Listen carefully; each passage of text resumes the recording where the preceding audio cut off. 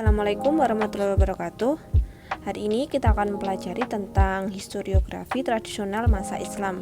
Jadi kemarin kan kita sudah belajar tentang historiografi tradisional masa Hindu-Buddha. Nah, setelah masa Hindu-Buddha kemudian datanglah agama baru, yaitu agama Islam.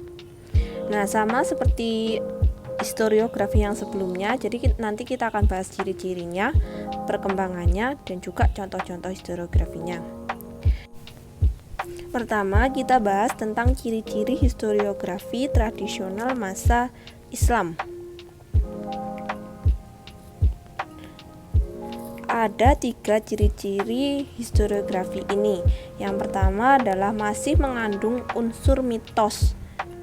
Nah, jadi meneruskan dari historiografi sebelumnya, yaitu masa Hindu-Buddha. Di masa Islam ini juga dia masih menerapkan yang namanya mitos. Jadi kan di masa sebelumnya itu ada yang namanya religi magis. Nah, di masa Islam ini juga mirip seperti itu. Terus yang kedua, ciri-cirinya adalah sudah mengenal unsur kronologi. Nah, jadi untuk yang masa Islam ini itu sudah mulai menerapkan kayak tahun-tahun urutan peristiwa. Nah, itu urutannya di dalam sejarah dinamakan dengan kronologi. Terus yang terakhir, bersifat etnosentris. Etno itu berarti etnik atau suku, sentris itu adalah pusat. Jadi berpusat atau berfokus pada etnik atau suku tertentu. Contohnya Babat Tanah Jawi. Nah, itu membahas tentang suku-suku yang ada di Jawa itu sejarahnya gimana, dari kerajaan Islam yang pertama sampai yang terakhir. Nah, itu kan membahasnya khusus buat suku Jawa saja. Nah, itu yang dimaksud dengan etnosentris, berfokus pada suku yang ada di Jawa saja.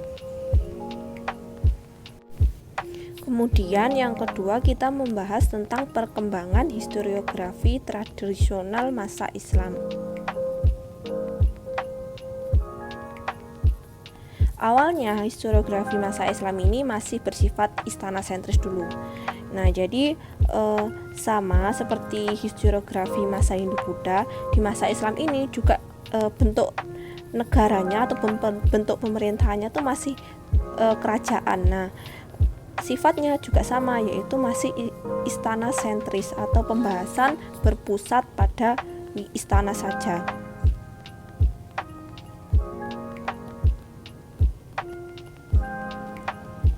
Jadi yang dibahas dalam historiografi atau kitab-kitab ini itu hanya kehidupan di istana, contohnya kayak rajanya, terus kejadian apa yang ada di istana. Sedangkan untuk rakyatnya itu tidak terlalu dibahas. Terus yang kedua, berkembang menjadi tujuannya itu untuk melegitimasi kekuasaan raja.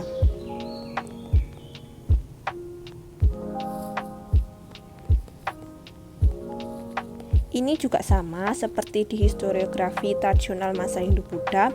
Jadi di Islam dan Hindu-Buddha itu sama, yaitu tujuannya untuk mengakui kekuasaan raja. Jadi legitimasi itu mengakui kekuasaan raja. Nah, karena bentuk pemerintahnya kan masih kerajaan. Nah, rajanya itu dia butuh pengakuan dari rakyatnya. Nah, itu yang dimaksud dengan legitimasi kekuasaan raja.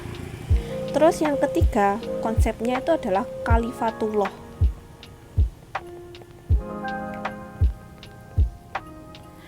Khalifatullah ini artinya adalah raja sebagai wakil Tuhan di dunia.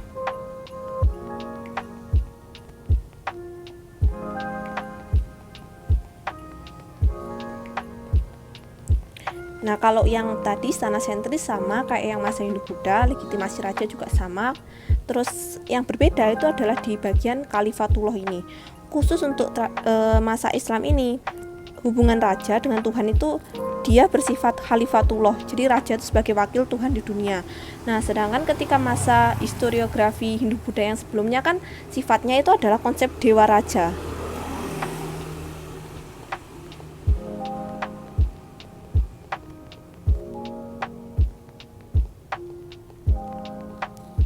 Di mana raja itu dia keturunan dari dewa.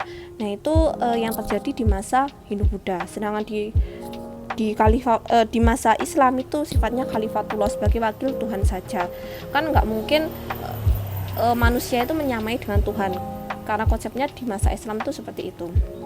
Nah, terus yang terakhir perkembangannya adalah adanya unsur mitos dan legenda.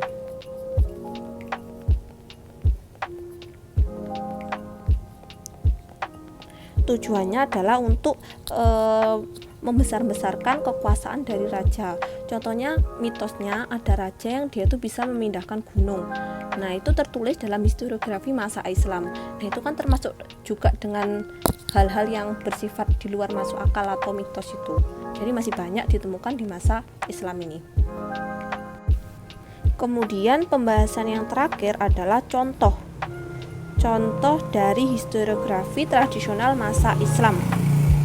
Yang pertama adalah Hikayat Raja-Raja Pasai.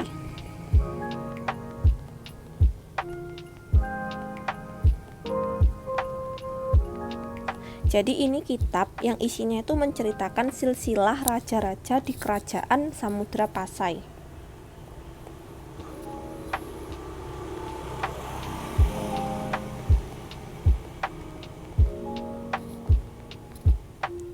Sedangkan kerajaan Samudra Pasai itu dia agamanya resminya itu adalah Islam. Nah, ini termasuk ke dalam historiografi tradisional masa Islam.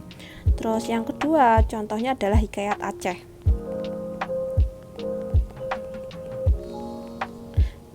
Yaitu berisi tentang silsilah raja-raja di Aceh.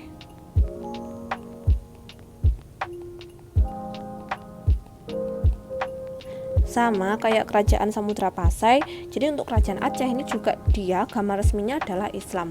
Nah, makanya Hikayat Aceh masuk ke historiografi tradisional masa Islam. Terus yang ketiga adalah Babat Demak. Itu membahas tentang masuknya Islam di Pulau Jawa.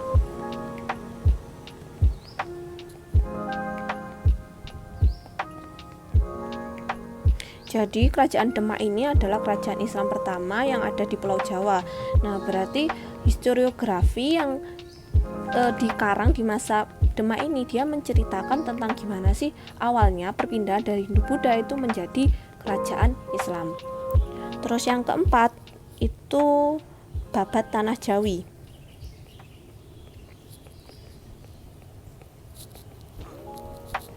Yang isinya silsilah raja-raja dan cikal bakal kerajaan Mataram Islam.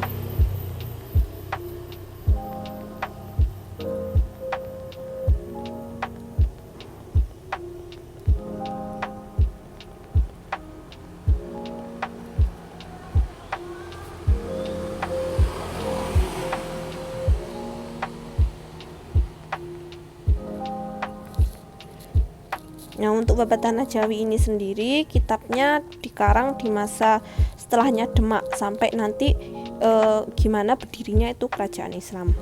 Terus yang terakhir contohnya adalah Babat Giyanti.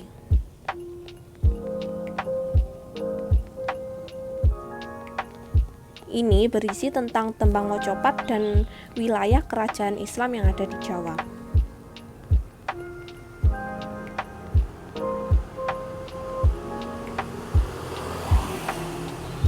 Nah, semua contoh yang saya sebutkan itu berhubungan dengan agama Islam. Nah, makanya dia masuk ke dalam historiografi atau karya tulis yang dihasilkan ketika masa Islam. Sekian untuk pembelajaran hari ini. Semoga bermanfaat. Assalamualaikum warahmatullahi wabarakatuh.